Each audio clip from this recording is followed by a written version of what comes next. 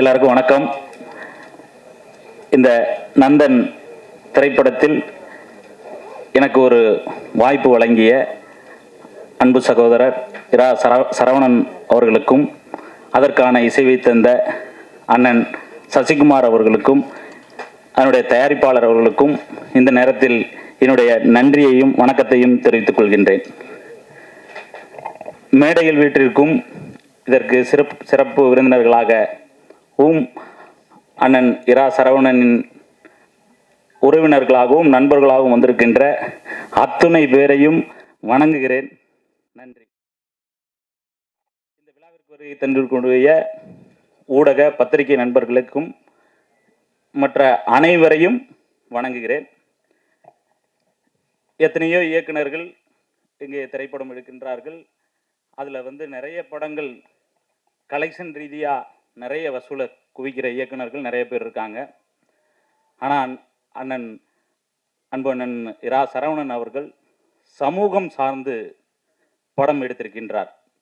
என்ன, பணம் மட்டுமே சார்ந்து எடுக்காமல் சமூகத்தை பற்றி சிந்திக்கக்கூடிய ஓரிரு இயக்குனர்களில் அண்ணன் சரவணனும் இருக்கிறார் என்பதை நான் இந்த நேரத்தில் உங்களோடு பகிர்ந்து கொள்கிறேன். ஏன்னா எத்தனையோ பேர் பிறக்கிறோம், சம்பாதிக்கிறோம், கல்யாணம் பண்ணுறோம், வீடு கட்டுறோம், அப்படியே ஏதோ ஒரு வகையில் வளர்ந்துட்டு போயிடுறோம். தனக்கான அடையாளங்களை உருவாக்குகிறவர்கள் ஒரு சிலர் தான். அந்த வகையில் அண்ணன் இரா சரவணன் அவர்கள் இந்த படத்தை ரொம்ப அவரோட மனசில் இருக்க அந்த வேதனையை சொல்கிறதுக்கு உண்டான ஒரு விஷயமாக தான் இந்த திரைப்படத்தை எடுத்திருக்காரு. நான் சமீபத்தில் கூட அந்த ஒரு பேட்டியில் பார்த்தேன். அதில் அவர் நான் 2020 ஒரு ஊருக்கு போகிறேன், அங்கே எப்படி இருந்துச்சோ அதே நிலைகள் தான் இன்னும் தொடருது. என்ன எவ்வளவோ மாற்றங்கள் அந்த வருஷத்தில் வந்தாலும் அந்த நிலைமை இன்னும் மாறலைங்கிற அந்த வேதனையை ஒரு படத்தின் மூலமாக சொல்கிறாங்க. உண்மையிலே இந்த படம் உங்களுக்கு ஒரு வாழ்நாள் படமாக அமைய வேண்டும் என்பது தான் என்னுடைய விருப்பம்.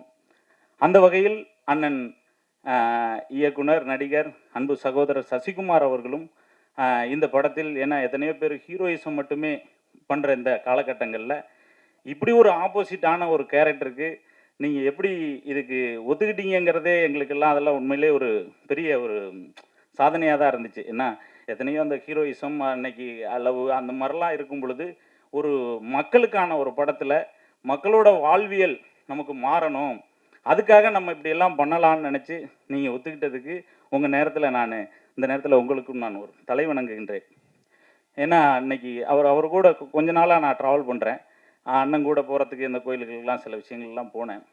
அப்போ ஒரு மனிதனுடைய சிந்தனைகள் எந்த அளவுக்கு இருக்கிறது அப்படிங்கிறத அவங்க பேசுகிறத வச்சு நம்ம அவங்கள பற்றி உணர முடியுது. ஏன்னா நம்ம பார்க்குற ஒரு நல்ல மனிதர்களில் ஒரு சில பேரில் அவர் சார் யாரோ ஒரு ஃபோன் வருது, அப்போது அவர் கூட நான் பக்கத்தில் உட்காந்துருக்கேன், யாரோ ஒரு இயக்குனர் பேசுகிறார். பேசும் பொழுது அவர் பேசிட்டு வர்றார், ஆனால் கொஞ்சம் அந்த சீனை கொஞ்சம் மாற்றுங்கண்ணே, என்ன அது நம்ம விட்டு உங்கள் பொண்ணுங்களோட போய் அந்த படத்தை நம்ம பார்க்க முடியுமாண்ணே, மாற்றுங்க என்னங்கிறாரு. அவர் ஆப்போசிட்டில் உள்ளவர் என்ன சொல்கிறாருன்னு எனக்கு தெரியல. அவர் மேபி எனக்கு பையன் தான் இருக்கான்னு ஏதோ சொல்லியிருப்பாருன்னு நினைக்கிறேன். நாளைக்கு உங்கள் பையனுக்கும் ஒரு மனைவி வருவாங்க, நம்ம அம்மா அக்கா இவங்க கூட எல்லாம் போய் நம்ம படம் பார்க்கணும்னே, தயவு செஞ்சு அந்த சீனை கொஞ்சம் சேஞ்ச் பண்ணுங்கண்ணேங்கிறாரு. இதிலிருந்து நமக்கு என்ன தெரியுதுன்னா, அந்த சமூக அக்கறையோட ஒரு நடிகன் அப்படிங்கிறதுக்கு அப்பாற்பட்டு ஒரு சமூக அக்கறையோட ஒருத்தர் நடிக்க வந்திருக்காரு. உண்மையிலே நான் அந்த நேரத்தில் இந்த படத்தில் உங்கள் 2 பேர் கூட நடித்ததில் நான் ரொம்ப சந்தோஷப்படுறேன், பெருமைப்படுறேன். அந்த வகையில் அடுத்து அண்ணன் பாலாஜி சக்திவேல் சார், எனக்கு இந்த படத்தின் மூலமாக தான் அண்ணனெல்லாம் தெரியும்.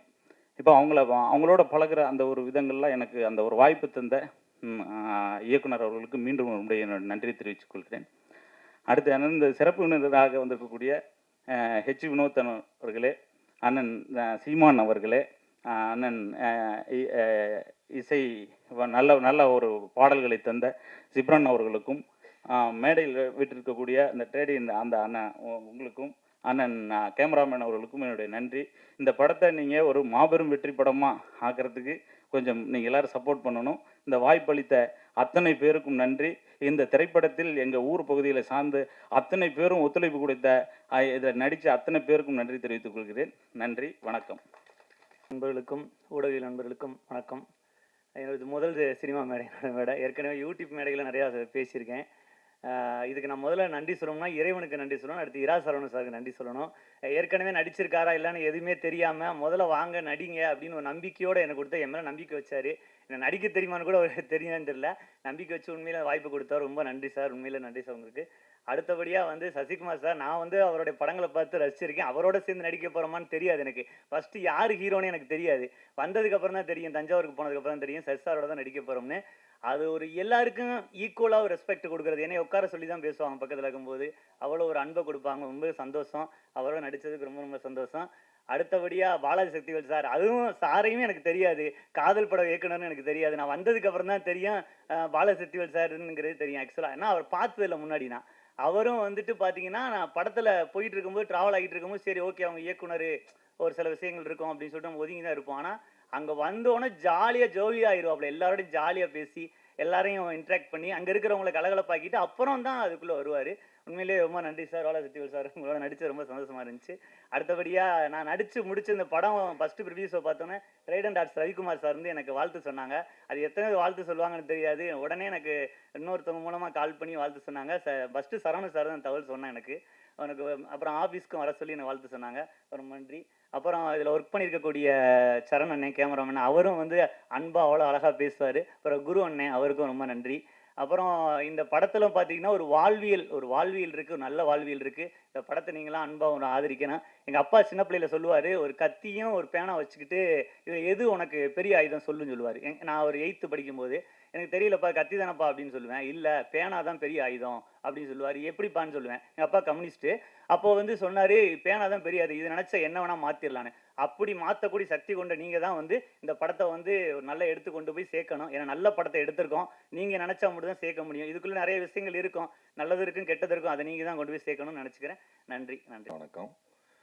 முதலில் இந்த படத்துக்கு இந்த படத்தின் பாடல் வெளியீட்டுக்கு சிறப்பு விருந்தினர் வந்திருக்கும் சீமான் அண்ணன் அவர்களுக்கும், இந்த படத்தில் இயக்குனர் திரு ஹெச் வினோத் அவர்களுக்கும், ரோஹின் வெங்கடேசன் அவர்களுக்கும், அதுக்கப்புறம் சந்தோஷ் அவருக்கும், இந்த படத்தை வெளியிட்ட டைடன் டாட்ஸ் ரவி சாருக்கும், இல்லை இல்லை ரொம்ப முக்கியம், மிக அருமையாக இசையமைத்திற்கு கொடுத்திருக்கிற ஜிப்ரான் சார் அவர்களுக்கும், அந்த லிரிசிஸ்ட் ரவி அவர்களுக்கும்,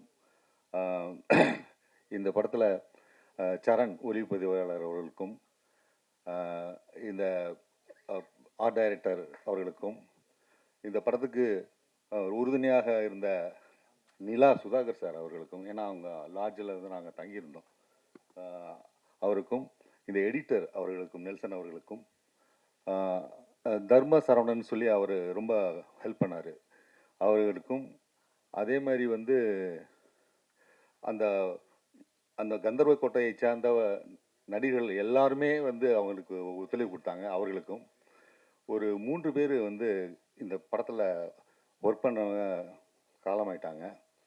அவர்களுக்கும் ஒத்துழைப்பு கொடுத்த அனைவருக்கும் முதல்ல நன்றியை நான் தெரிவிச்சுக்கிறேன். அவங்களுடைய ஏன்னா சரவணன் வந்து இந்த படத்தை ஆரம்பிக்கும் போது அவர் ப்ரொடியூசர் கம் டைரக்டர். அவர் எவ்வளோ கஷ்ட சூழ்நிலையில் ஆரம்பித்தார் அப்படிங்கிறது எனக்கு நல்லாவே தெரியும். அந்த மாதிரியான ஒரு நேரத்தில் இவங்களுடைய அனைத்து ஒத்துழைப்பு, இப்போது அவங்களுடைய வந்து சீஃப் கெஸ்ட்டாக வந்திருக்கிறது எல்லாமே அவருடைய அந்த நல்ல நடத்தையும் முக்கிய காரணம் இந்த படம் உருவாகிறதுக்கு. அதுக்காக உண்மையிலே அவருக்கு வந்து எவ்வளவு நன்றி சொன்னாலும் தகும். அதுக்கப்புறம் இன்னும் என் கதைக்கு வரேன். ஆக்சுவலாக நான் எப்படி உள்ளே வந்தேன் அப்படின்னு கேட்டிங்கன்னா, இந்த கதையை வந்து சரவணன் கிட்ட வந்து சொன்னார். அதை வந்து சொல்ல சொன்னவர் சசி சார் தான் சொல்ல சொன்னார்.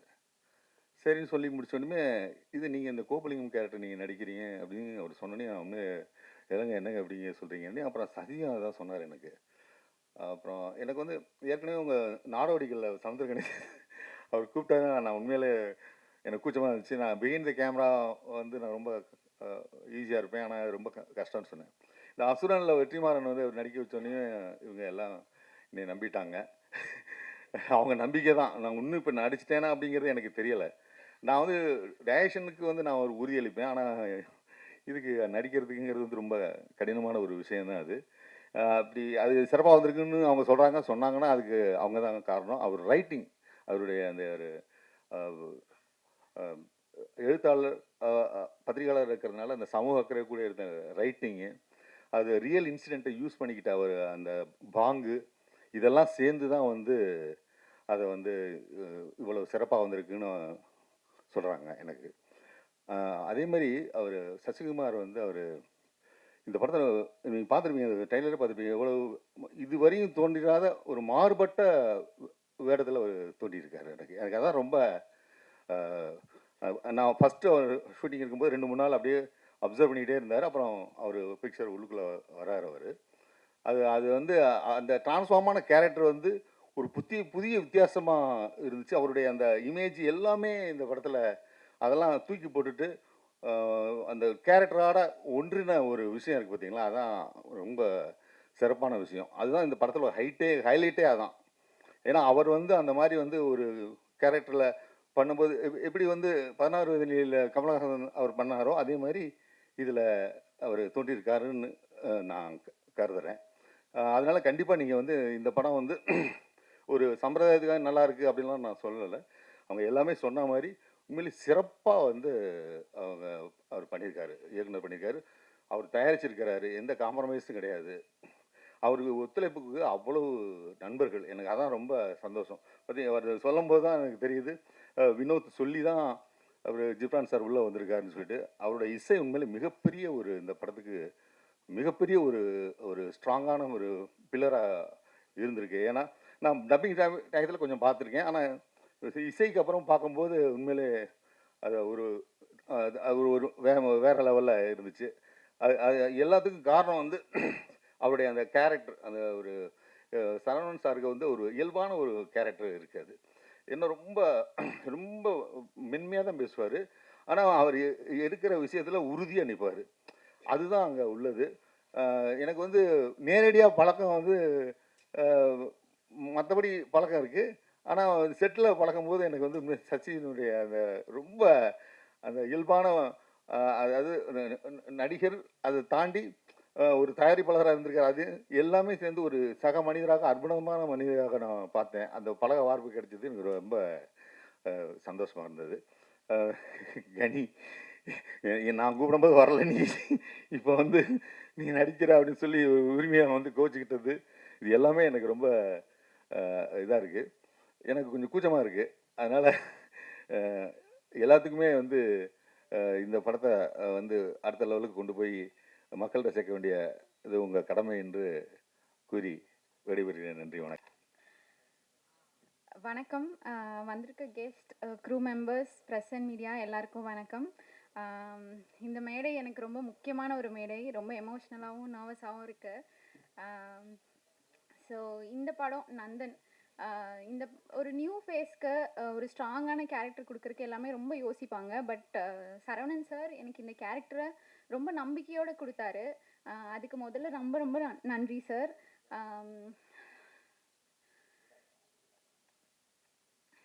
கொஞ்சம் எமோஷ்னலாக இருக்குது எனக்கு.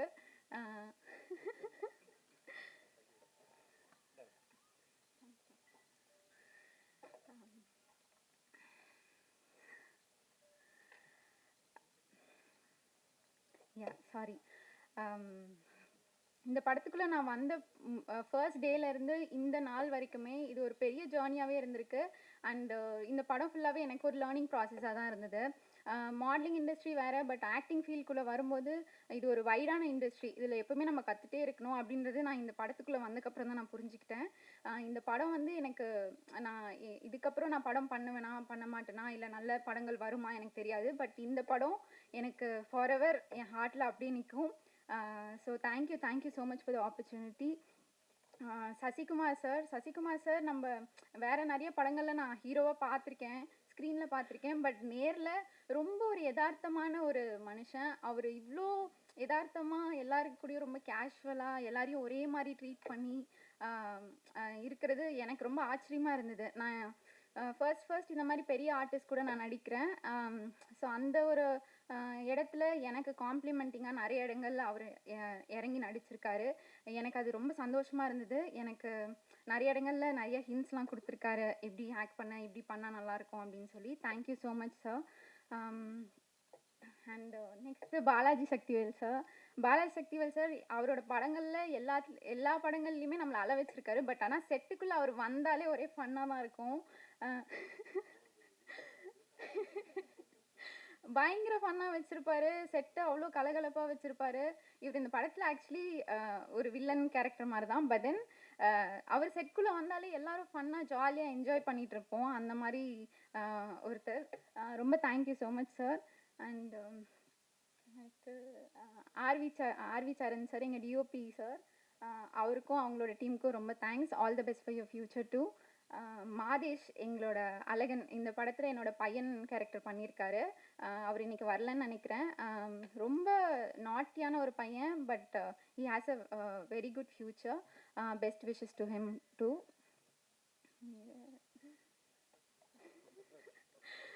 எங்களோட editor sir Nelson, thank you so much sir.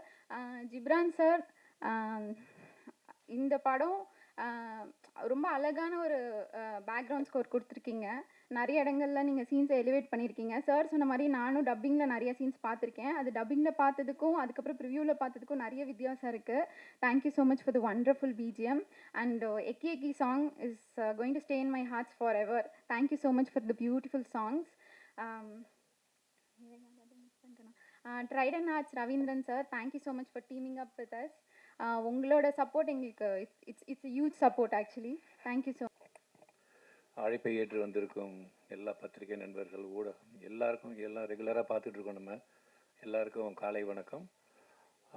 மேடையில் இருக்கிற நந்தன் படக்குழுவை தாண்டி சிறப்பு விருந்தினராக வந்திருக்கும் ஹெச் வினோத் சார், சந்தோஷம் வேலைப்பளுக்கு நடுவில் நம்மளோட அழைப்பு ஏற்று வந்திருக்கும் செந்தமிழன் சீமான் அண்ணனுக்கு என்னோட நன்றியை தெரிவித்துக் கொள்கிறேன். ஏன்னா அயோத்தி வந்து பார்த்துட்டு அண்ணன் படம் பார்த்துட்டு வந்து எங்களை வாழ்த்தினார், ரொம்ப சந்தோஷப்பட்டோம். அதேமாதிரி இந்த படமும் பார்த்துட்டு அவர் வாழ்த்து வந்திருக்காருன்னு போது ரொம்ப சந்தோஷம். ஏன்னா நல்ல படங்களை எங்களுக்கு எப்போதுமே கூட இருந்து சப்போர்ட் பண்ணுறதுல சீமான் அண்ணன் ஒரு முன்னாடி வந்து நிற்பார். அது ஒரு பெரிய சந்தோஷம். அதுக்கப்புறம் என்ன, படத்தை பற்றி நான் சொல்கிறத விட அவங்க சொன்னால் தான் நல்லாயிருக்கும். இந்த படம் வந்து படத்தை பற்றி ஒன்றுமே தெரியாது. சசி சார் கூப்பிட்டு, சார் ஒரு படம் பண்ணியிருக்கேன், நீங்கள் வந்து பாருங்கள் சார், உங்களுக்கு பிடிக்கும்னு நினைக்கிறேன், பிடிச்சிருந்தா நம்ம எல்லாம் பண்ணலாம் அப்படின்னாரு. நான் போனேன். அந்த படம் ஆரம்பிக்கும் போது டைட்டில் கூட ரெடி ஆகலைன்னு நினைக்கிறேன். படம் பார்க்கும்போது உள்ளே போகும்போது சொல்கிறாரு, சார் இது ஒரு கமர்ஷியல் படம்லாம் இல்லை சார், நீங்கள் வந்து ஒரு வித்தியாசமான படமாக இருக்கும், நீங்கள் பாருங்கள். நான் தனியாக போய் படம் பார்த்தேன். படம் பார்த்தா நான் நிறைய படங்கள் ரிலீஸ் பண்ணியிருக்கேன், நிறைய படங்கள் ப்ரொடியூஸ் பண்ணியிருக்கோம், ஃபஸ்ட் காப்பி வாங்கியிருக்கோம், ரிலீஸ் பண்ணியிருக்கோம். அதை தாண்டி படம் ஆரம்பிக்கும் போது ஒரு மரபுன்னு ஒன்று நம்ம பண்ணுவோம் தமிழ் சினிமாவில். ஒரு கோயில் கோபுரத்தை காட்டுவோம், புறா பறக்கும், பசுமாடு வரும், கோமியம் பேயும், அந்த மாதிரிலாம் காமிப்போம். இது எதுவுமே இல்லாமல் ஒரு டைரக்டர் வந்து ஒரு டைட்டில் கார்டு போகிறாரு, இதில் நடக்கிறதெல்லாம் உண்மை, டவுட் வந்தால் கூட்டு போய் காட்டுறேன். சார் நான் 2 விஷயம் சொல்லிடுறேன், தப்பாக நினச்சிடாதீங்க, படத்தை ரிவீல் பண்ணு தப்பாக நினச்சிடாதீங்க. என்னை பாதித்த விஷயம் அது. இல்லை வெளியில் பிரச்சனை சொல்லிட்டேன்னு சொல்ல போகிறாருன்னு. அதுக்கப்புறம் பார்த்தா எடுத்த உடனே மரபுகளை உடைக்கிறான் ஒரு மனுஷன். என்னடா இது, செருப்பில் வந்து ஃபஸ்ட்டு ஷார்ட்டை போய் செருப்பில் ஃபோக்கஸ் பண்ணி க்ளோஸ்அப் வச்சுருக்காரு. மிரண்டு போயிட்டேன். ஐயோ என்னத்தை சொல்ல வர்றாரு இவர். ஓப்பனிங் போகிறோம், அப்படியே உட்காந்து சில மாரி தனியாக படம் பார்த்துருக்கேன், சில மாரி படம் பார்த்துட்ருக்கேன். படம் பார்த்துட்டு பெரிய பாதிப்பு. சார் உடனே இன்னொரு ஷோ வேணும் சார், நான் டீமோட ஃபுல்லாக படம் பார்க்குறேன்னு சொல்லிட்டு உடனே அடுத்த நாள் காலையிலே நான் எனக்கு ரொம்ப பாதிப்பாக இருக்குது இந்த படம், ஒரு படம் பார்ப்போம். படம் பார்த்துட்டு வெளியில் வந்தவொடனே சார் கண்டிப்பாக நம்ம இந்த படம் ஜாயின் பண்ணி பண்ணுவோம்னு சொல்லிட்டு, அதுக்கப்புறம் எங்கள் டீமோட படம் பார்த்து எல்லாருக்கும் இந்த படம் ரொம்ப பிடிச்சி போய் கண்டிப்பாக இந்த படம் நான் ஜாயின் பண்ணுறேன், நம்மளோட சேர்ந்து பண்ணுவோன்றது. நீங்களும் படம் பாருங்கள், டெஃபினட்டாக நீங்கள் பார்த்து நல்ல படத்துக்கெல்லாம் பெரிய சப்போர்ட் பண்ணுவீங்க. படம் பார்த்து 100% எல்லாருக்கும் பிடிக்கும். இது வித்தியாசமான ஒரு படம். இது வந்து சாதாரணமாக எப்போதும் எல்லாரும் பண்ணுற மாதிரி ஒரு படம் இல்லாமல் ஒரு வாழ்வியலை சினிமாவாக எப்படி கொண்டு வரதுக்காக ரொம்ப மெனக்கட்டு பண்ணியிருக்காங்க. ஹீரோலாம் வந்து இவ்வளோ இறங்கி இப்படி பண்ணுவாராங்கிறது ஒரு டவுட்டாகவே இருந்திருக்கு. நான் ஆரம்பிக்கும் போலாம் என்னப்பா இவர்கள் லுங்கியெல்லாம் கட்டி விட்டுருன்னு பார்த்தா போக போக போக போக நம்மளை அப்படியே உருக்கி உட்கார வச்சிடுறாங்க. எனக்கு படமே வந்து பேரே சொல்ல தெரியல. இவர் சசிகுமாரா அப்படின்லாம் கிடையாது, கூழ் பண்ணுன்ற கேரக்டரில் நடிச்சிருக்காரு. இந்த பக்கம் இவர் கோப்புலிங்கன்ற கேரக்டரில், அவங்க ஸ்ருதி வந்து செல்வின்ற கேரக்டரில், அதுக்கப்புறம் கிளர்க்குன்னு ஒரு கேரக்டர். நான் படம் பார்த்துட்டு யாருங்க இந்த ஆளு எரிச்சலை கிளப்பிட்டு உட்காந்துருக்கான் படம் பூரான்னு. அதுக்கப்புறம் தான் சொல்லுவார் கட்டை இருந்தால். அதுக்கப்புறம் நான் அவருக்கு ஃபேன் ஆகிட்டு அவரோட எல்லாம் பார்த்துருக்கேன். அவர் அடுத்த நாளே கூப்பிட்டு பேசினேன். அப்புறம் இன்னொருத்தர் இங்கே உட்காந்துருக்காரு, இவர் பேர் தெரியல, இவர் மாப்பிள்ளைன்னு. இவரை படத்தில் பார்த்தாலே நம்மளுக்கு அடிக்கலாமான்னு தோணும். இவ்வளோ படங்கள் நம்ம பண்ணி இவ்வளோ 35 வருஷம் எக்ஸ்பீரியன்ஸ் இருந்தாலும் அந்த படம் இவ்வளோ பாதிக்குதுன்னு போது உண்மையிலே ரொம்ப பெருமையாக இருந்துச்சு. இந்த படத்தை அதுக்கப்புறம் அதில் இந்த சின்ன பையனாக நடிச்சிருக்க பையன், அந்த பாட்டியம்மா ஒருத்தவங்க, அதுக்கப்புறம் ஜிஎம் குமார் சார் படுத்த படுக்கையாக ஒரு மிரட்டிட்டு போகிறார் படத்தில். எல்லாருமே பிரமாதமாக பண்ணியிருக்காங்க. அதில் வந்து அது கடைசியாக படத்தில் வர எங்கள் சமுத்திரகனி சார் வந்து அது வேறு விதமாக அவர் ஒரு வித்தியாசம் காமிச்சிட்டு போயிருக்காரு. படம் பார்க்கும்போது இவ்வளோலாம் இருக்காங்களா அப்படின்னு சொன்னேன். இந்த படத்தை ரிலீஸ் பண்ணுறது ரொம்ப பெருமை, எனக்கு ரொம்ப சந்தோஷம். Thank you so much. நீங்கள் எல்லோரும் படம் பார்த்துட்டு உங்களோட சப்போர்ட்ஸை எப்போதும் மேலே எனக்கு பண்ணுன்னு சொல்லிட்டு தேட்டுக்கு தேங்க்யூ. நான் வணக்கம் எல்லாருக்கும். இந்த படம் பார்க்கணுன்னு சரவணன் வந்து ஒரு 6 மாதம் என்னை தொடர்ச்சியாக கேட்டே இருந்தார். நான் வந்து எஸ்கேப் ஆகிட்டே இருந்தேன். ஏன்னா சசி சார், சரவணன் ஏற்கனவே உடன்பிறப்பே, பயங்கர பாச மழையாக இருக்கும், இதிலேருந்து எஸ்கேப் ஆகணும்னு நான் தள்ளி போட்டே இருந்தேன். ஒரு நாள் வந்து நாங்கள் ஃப்ரெண்ட்ஸ் எல்லோரும் பார்க்கலான்னு முடிவு பண்ணி அந்த படம் போட்டோடனே ஃபஸ்ட்டு ஒரு 10-15 மினிட்ஸ் வந்து அப்படியே நார்மலாக போயிட்டு இருந்தது. சசிகுமார் லுக்ஸ் வந்து ஸ்டன்னிங்காக இருந்தது. போக அந்த படத்தில் வந்து வர சீன்ஸும் அதில் இருக்கிற பர்ஃபாமன்ஸும் வந்து பயங்கர கனெக்டடாக இருந்தது. ரொம்ப நிறைய விஷயங்கள் வந்து பயங்கர அதிர்ச்சிகரமாக இருந்தது பார்க்குறதுக்கு. ஸ்டில் நான் வில்லேஜ்லேயே இருந்திருந்தா கூட எனக்குமே இந்த விஷயங்கள் வந்து ரொம்ப ரொம்ப ஸ்டன்னிங்காக இருந்தது. எது நல்ல படம்னு நான் சொல்லுவேன்னா, ஒரு பெரிய பட்ஜெட்டில் எடுக்கிற படமோ, பெரிய ஹீரோ படமோ, பெரிய பாக்ஸ் ஆஃபீஸ் பண்ணுற படமோ கிடையாது.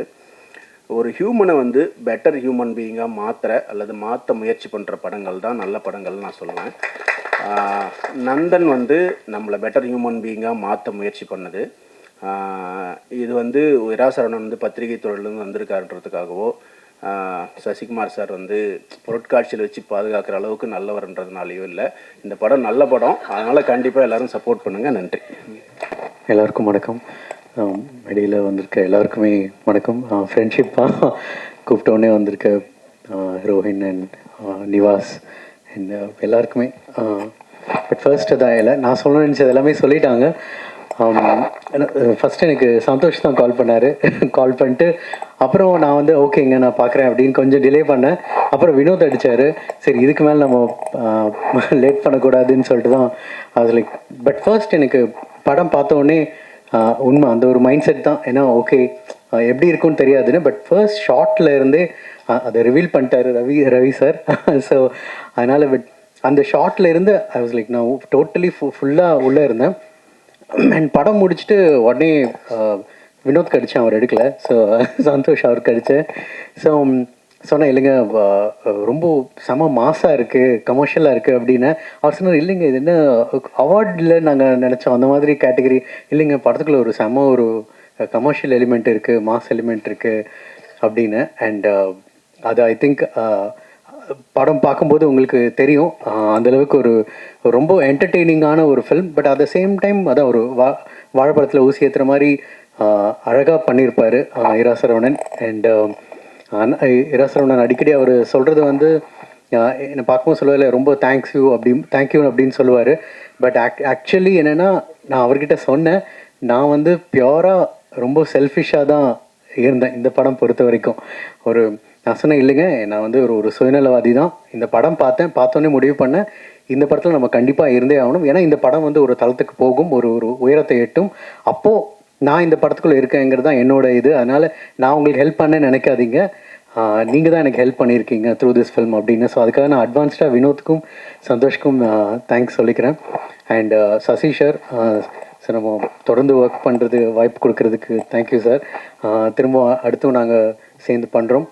அண்டு இந்த படம் பார்த்து முடிச்சுட்டு நான் சந்தோஷ்கிட்ட சொன்னேன், சசி சார் மாதிரியே இல்லை, இது வேறு மாதிரி இருக்குது படம், அவரோட ஐ திங்க் இது அவரோட பெஸ்ட்டு அப்படின்னு ஆக்டரா அப்படின்னு. ஸோ கண்டிப்பாக sir I think I done justice. And கண்டிப்பாக உங்களுக்கும் பிடிக்கும். ஏன்னா இப்போது முன்னாடி சொன்னதே தான், ஏன்னா இப்போ ஒரு நல்ல படம் யார் டைரக்ட் பண்ணியிருந்தாலும், யார் ப்ரொடியூஸ் பண்ணியிருந்தாலும், யார் ஆக்ட் பண்ணியிருந்தாலும் அது நல்ல படமாக இருந்து உங்களுக்கு பிடிச்சதுன்னா ஆடியன்ஸை உள்ளே கூட்டிகிட்டு வர பவர் உங்கள்கிட்ட இப்போது இருக்குது. அண்ட் ஐ திங்க் அது பீப்புளும் அந்த வேர்ட் ஆஃப் மவுத்துங்கிற ஒரு பவர் இப்போது யுனானிமஸாக இருக்குது. ஸோ அதனால் அது கண்டிப்பாக இந்த படத்துக்கும் இருக்கும் அப்படின்னு நம்புகிறோம். உங்கள் சப்போர்ட்டும் எங்களுக்கு வேணும். தேங்க்யூ. என்னுடைய சொந்தக்கார ஜாதிக்கார பத்திரிகையாளர்களுக்கு முதல் வணக்கம். இந்த சினிமாவுக்கு வந்து 10 வருஷம் ஆச்சு. இது நான் 3வது படம் நந்தன். முதல் 2 படங்களுக்கு இந்த மாதிரி மேடை வாய்ப்பு எனக்கு அமையலை. கத்துக்குட்டி, உடன்பிறப்பை படங்களுக்கு இசை வெளியீட்டு விழாவோ வெற்றி விழாவோ இல்லை பத்திரிகையாளர்கள் சந்திப்போ அந்த மாதிரி எந்த விதமான சாத்தியங்களும் எனக்கு அமையலை. அதனால் இது 3வது பட மேடையில் நம்ம நிறைய பேசணும், 2 மேடைக்கும் சேர்த்து பேசணும்னு நினச்சேன். ஆனால் எல்லாருமே பேசி முடிச்சிட்டாங்க பேச வேண்டிய விஷயங்களை. அதனால் அண்ணன் சீமான் எப்போ இந்த நிகழ்வுக்கு வரேன்னு ஒத்துக்கிட்டாரோ அப்போவே இந்த நந்தன் படம் மிக முக்கியமான படமாக மாறிடுச்சு. ரொம்ப ரொம்ப நன்றிங்கண்ணே. நேரம் ஒதுக்கி அண்ணனுடைய வீட்டில் உள்ளவங்க தம்பிகள் எல்லாம் சேர்ந்து அந்த படத்தை பார்த்த அன்னைக்கு தான் சசிகுமார் சாருக்கு ஒரு நிம்மதி பெருமூச்சே வந்துச்சு. ஏன்னா அந்த படம் என்னத்தை நிகழ்த்தும்னு நாங்கள் நினச்சோமோ அது அண்ணனோட மனைவி, அண்ணி, குடும்பத்தினர் எல்லாரும் சேர்ந்து அந்த நிகழ்ச்சியை வெளிக்காட்டினப்போ உண்மையாகவே ஸ்தம்பிச்சு போயிட்டோம்.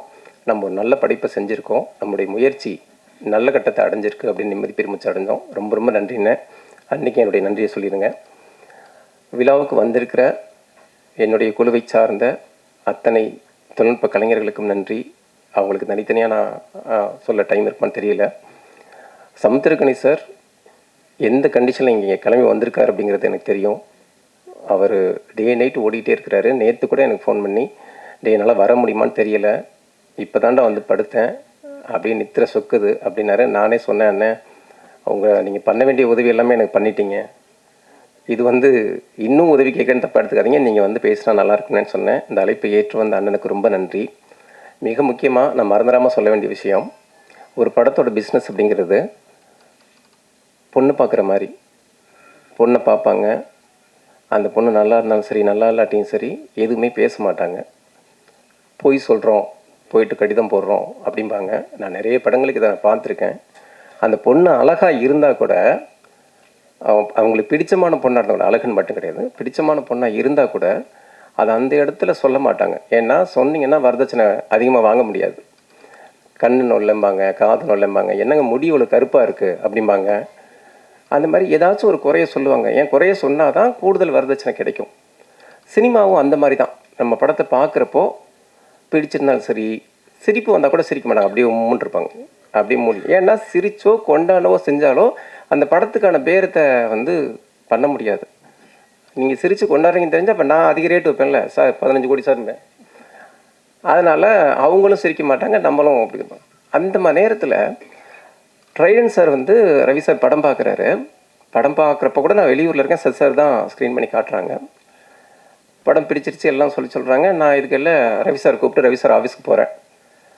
நான் எதிர்பார்த்து போனது என்னென்னா, படத்தை பற்றிலாம் எதுவும் பெருசாக பேச மாட்டார், பிஸ்னஸ் விஷயங்களுக்குள்ள ஸ்ட்ரைட்டாக போயிடுவார் அப்படின்னு நினச்சேன். சார் பிஸ்னஸ்லாம் அப்புறம் பேசிக்கலாம் சார்.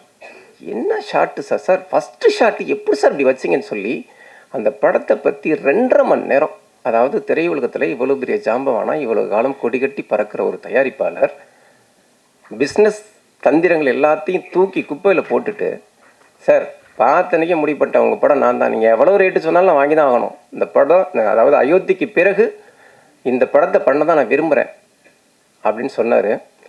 அந்த பெருந்தன்மை இன்றைக்கி தமிழ் சினிமாவில் இருக்கிற யார்கிட்டயாச்சும் பார்க்க முடியுமான்னு எனக்கு தெரியல சார். ஒரு வேளை என் கண்ணில் படலை போல இருக்குது. ரொம்ப ரொம்ப நன்றி சார் ட்ரெயின் சார். உங்கள் கைகளுக்கு வந்ததுக்கப்புறம் இந்த படத்துக்கு கிடச்சிருக்கிற மரியாதையும் உச்சமும் ரொம்ப பெருசு. அந்த அந்த விஷயத்தையும் எனக்கு சாத்தியப்படுத்தி கொடுத்தது சசிகுமார் சார் தான். இந்த படத்துக்கான கதையை நான் எழுதி முடித்தப்போ வேறு சில ஹீரோக்களை தேடி போனேன். அவங்கள மனசில் வச்சு தான் எழுதினேன். நம்ம எழுதுறதெல்லாம் ஆகிடாது, நம்ம நினைக்கிறதெல்லாம் அவ்வளோ சீக்கிரம் கிடச்சிடாது. அப்படிங்கிறப்போ எப்போவுமே எனக்கு அண்ணனா, என் முதுகெலும்பா, என்னை தட்டி கொடுக்குற கரமாக நிற்கிற சசிகுமார் சார், சரி நான் பண்ணுறேன்டா அப்படின்னு வந்தார். அந்த பெருந்தன்மை இன்றைக்கி அதாவது நம்ம நிறைய பேர் சம்பாதிக்கலாம், இப்போ எல்லாமே நமக்காக தான் எல்லாமே அப்படின்னு நினைக்கலாம். ஆனால் நமக்கு தேவை அப்படிங்கிறப்போ, நம்ம கேட்கவே தயங்குறப்போ அதை தெரிஞ்சுக்கிட்டு உதவுற வினோத் மாதிரியான ஆட்கள்லாம் ரொம்ப கம்மி.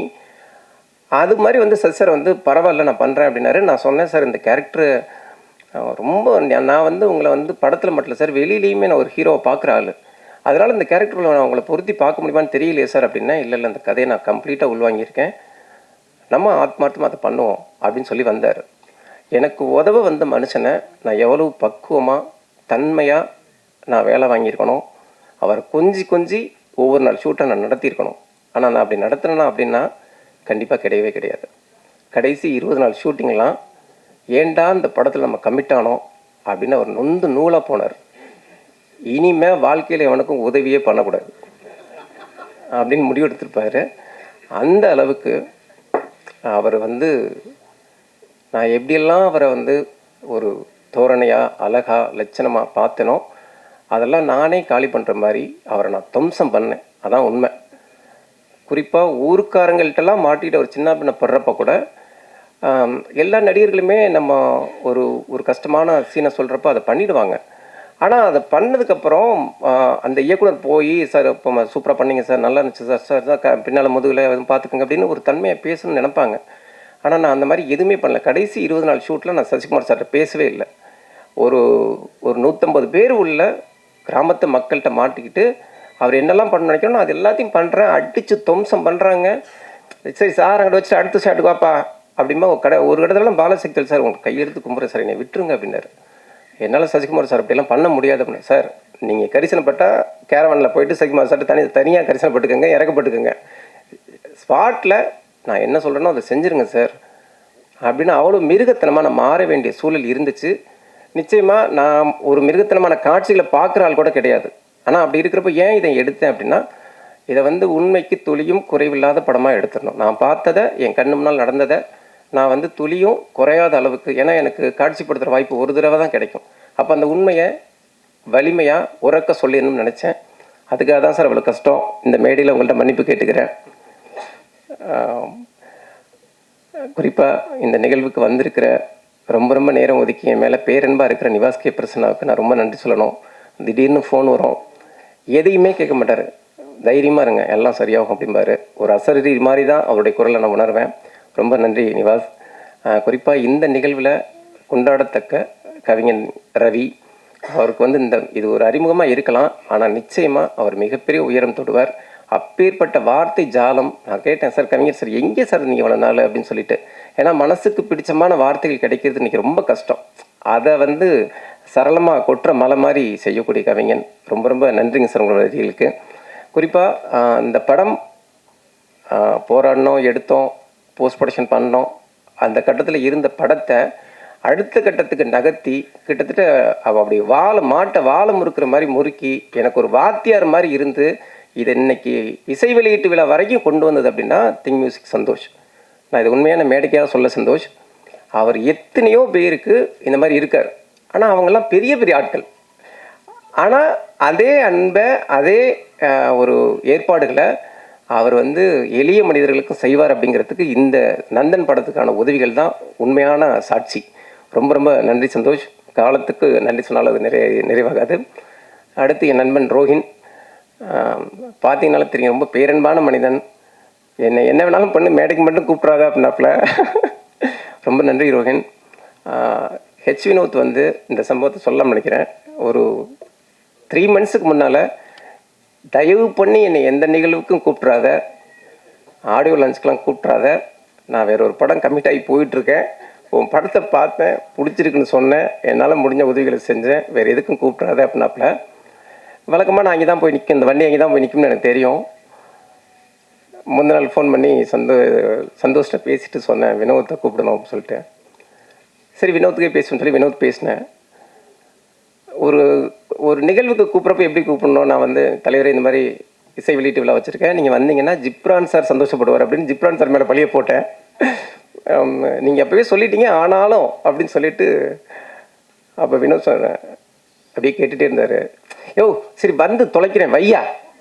அடப்பாவி, ஒரு நிகழ்ச்சிக்கு வர்றதை இப்படியா சொல்கிறது. ரொம்ப நன்றி வினோத். இவ்வளோ நெருக்கடியான காலகட்டத்தில் 1000 பிரச்சனைகள் நம்மளை சூழ்ந்தாலும் சூறையாடினாலும் வினோத் மாதிரியான மனிதர்களை நான் சம்பாதிச்சிருக்கேங்கிறது படத்துக்கு மட்டும் இல்லை, என் வாழ்க்கைக்கே ரொம்ப பெருமையானது.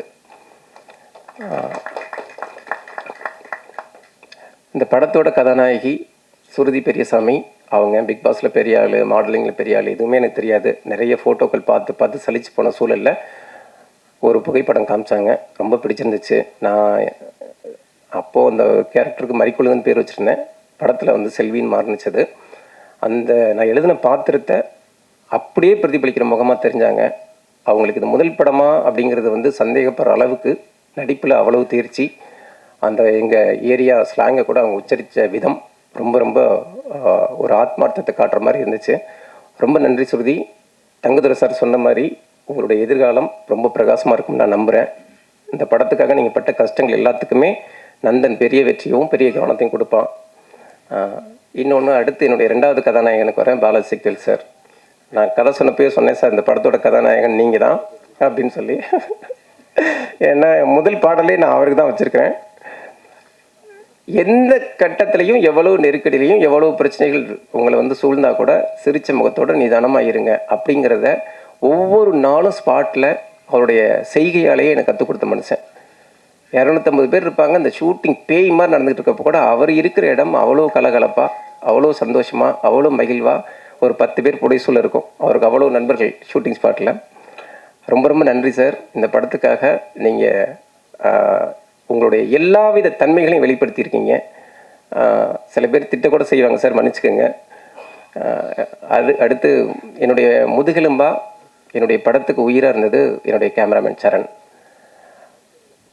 இந்த மண்ணை அவர் காட்டின விதம், குறிப்பாக நான் அந்த படத்துக்காக நான் வேல்ராஜ் சார் தான் கேட்டிருந்தேன். அப்போ வேல்ராஜ் சார் இடத்தை நிரப்பக்கூடிய அளவுக்கு இந்த ஒரு கேமராமேன் தேவை அப்படிங்கிறப்போ கிடாயின் கருணைமன் படம் எனக்கு ரொம்ப பிடிச்ச படம். அதனால நான் சரணை கூப்பிட்டுருந்தேன்.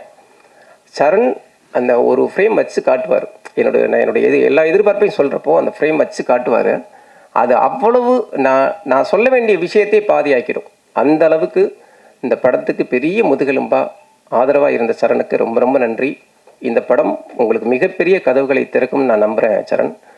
ஆர்ட் டைரக்டர் உதயகுமார், எங்கள் மண் எப்படி இருக்கும், எங்கள் நிலம் எப்படி இருக்கும், எங்கள் வீடுகள் எப்படி இருக்கும் அப்படிங்கிறத கொஞ்சம் கூட செயற்கைத்தனமே இல்லாமல் அவ்வளோ ஆத்மார்த்தமாக காட்டியிருக்கார். ரொம்ப ரொம்ப நன்றி. எல்லாத்தையும் தாண்டி இந்த படத்தோட படத்தொகுப்பாளர், அவரை நான் படுத்தாத சித்திரவதைகளில் அவர் முதல் பட எடிட்டர் நெல்சன். ஒரு கட்டத்திலலாம் தலைமறைவாகி ஓடிட்டார். நான் எந்த நம்பரில் பிடிச்சாலும் அவரை தேட முடியாத அளவுக்கு, அந்த அளவுக்கு நான் அவரை போட்டு படுத்தி எடுத்திருக்கேன். ரொம்ப மன்னிச்சுக்கோங்க நெல்சன். ஆனால் இந்த படம் உங்களுக்கு மிகப்பெரிய மரியாதை பெற்றுத்தரும் நான் நம்புகிறேன். உங்களுடைய உழைப்புக்கான மிகப்பெரிய அங்கீகாரமாக அந்த படம் அமையும். ரொம்ப நன்றி நெல்சன். அப்புறம் குறிப்பாக நிலா சுதாகர் சார் இந்த படத்தில் மிக முக்கியமான கேரக்டர் நடிச்சிருக்காரு. அதை தாண்டி இந்த படம் ஒரு நல்லபடி உருப்பெறதுக்கு மிகப்பெரிய உதவிகள் செஞ்சவர் தர்மசரவணன் உள்ளிட்ட கந்தர்வக்கோட்டை நண்பர்கள் உள்ளிட்ட தஞ்சாவூரை சூழ்ந்திருக்கிற நண்பர்கள் அத்தனை பேருக்கும் நன்றி. இந்த நேரத்தில் நான் மிக முக்கியமாக நான் நன்றி சொல்ல விரும்புகிறது, இந்த படத்துக்காகவே கஷ்டப்பட்டு இறந்து போன 3 பேரை நான் கண்ணீரோடு நினச்சி பார்க்குறேன். இந்த படத்தில் நடித்த பாட்டி இந்த படத்தை பார்க்க அவ்வளோ ஆவலாக இருந்தாங்க. இந்த ஒரு படம் போதுண்டா பேராண்டி என் வாழ்க்கைக்கு அப்படின்னாங்க. தஞ்சாவூர் பொதுமக்கள் ஒருத்தர் தான் அவங்க. ஆனால் நடிப்பு அவ்வளோ ஆத்மார்த்தமாக நடிப்பு. அந்த ட்ரெய்லரில் கூட பார்த்துருப்பீங்க, கடைசி ஷாட் அவங்களுக்கு தான் வச்சுருப்பேன். அந்த படம் வர்றதுக்கு முன்னால் தவறிட்டாங்க அப்படிங்கிறது பெரிய துயரமாக அமைஞ்சிருச்சு. ஆனால் எங்கே இருந்தாலும் பாட்டி அதை பார்த்துக்கிட்டு இருப்பாங்கங்கிற நம்பிக்கை எனக்கு இருக்குது. இவ்வளவு பெரிய ஒருங்கிணைப்புக்கு உதவிகரமாக இருந்த அத்தனை பேருக்கும் என்னுடைய நன்றி. குறிப்பாக மதுரை அகிலன் சார், பரம்பு சார் உள்ளிட்ட கார்த்திக் ரவிவர்மா உள்ளிட்ட அத்தனை பேரையும் ரொம்ப நன்றியோடு நினச்சி பார்க்குறேன். பத்திரிகையாளர்கள் அத்தனை பேருக்கும் இன்னொரு முறை நன்றி சொல்லி விடைபெறுகிறேன். ரொம்ப நன்றி. ஐயோ, கதாநாயகனே மறந்துட்டேன், சாரிங்க. இன்றைய நிகழ்வின் நாயகன் ஜிப்ரான் சார். நான் தான் சார் சொன்னேன் என் கண்டென்ட்டை வந்து சந்தோஷ் பேசிட்டாப்புல அப்படின்னு சொல்லி, அதனால தான் மறந்துட்டேன். அதாவது நான் படம் முடித்தா கூட இது யார் மியூசிக் பண்ணலாம் அப்படின்னா எனக்கு இமான் சார் தான் தோணுச்சு. நான் இமான் சார்கிட்ட கொண்டு போய்ட்டு படத்தை அப்படியே ஒப்படைச்சோன்னு நான் நினச்சிட்டு இருந்தேன். ஏன்னா எனக்கு அவர் அவ்வளோ ஆத்மார்த்தமான நண்பர்.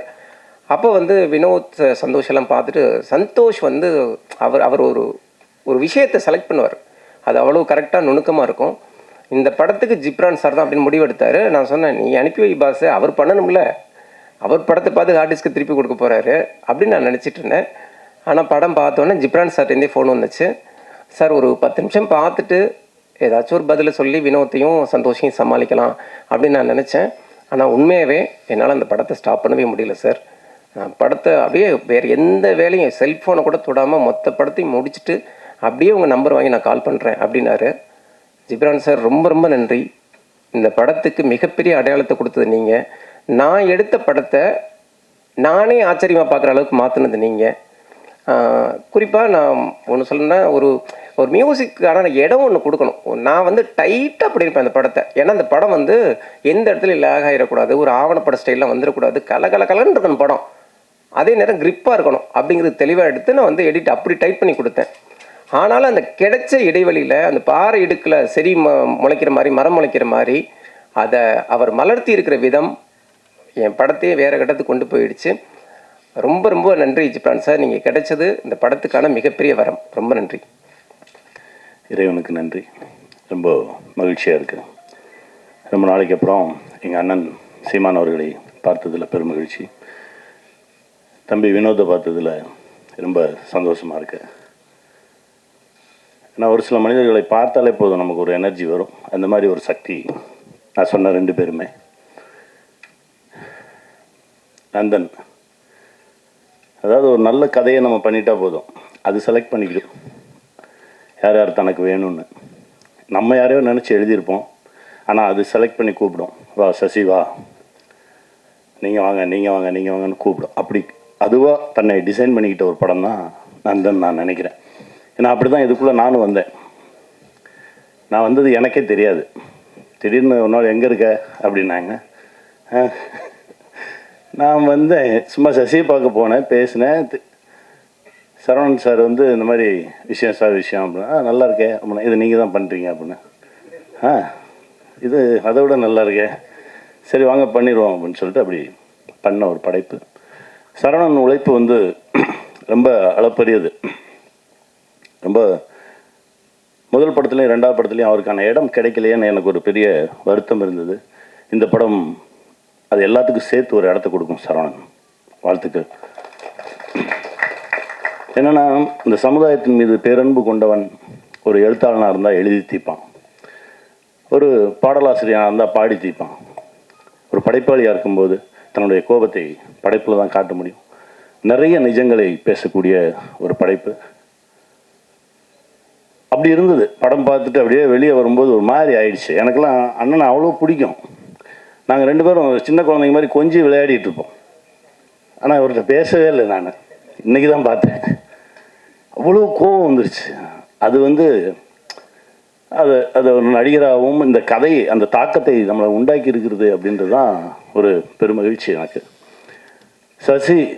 சசி வந்து ஏன்னா அவன் கூடவே இருந்திருக்கேன், அவனை அப்படி பார்த்துருக்கேன், அவனை பொத்தி பார்த்துக்கிறவன் நான். ஆனால் திரையில் அதாவது ஒரு ஃபைட்டர்ஸ் அடித்தா கூட அடிக்கிற மாதிரி நடிப்பாங்க. ஆனால் நிஜமான ஆட்களுக்கு நடுவில் விட்டுட்டோம்னு வச்சுக்கோங்களேன், அவங்க நடிக்கிறன்ற பேரில் அடித்தே கொண்டுருவாங்க. அதுதான் நடந்திருக்கு.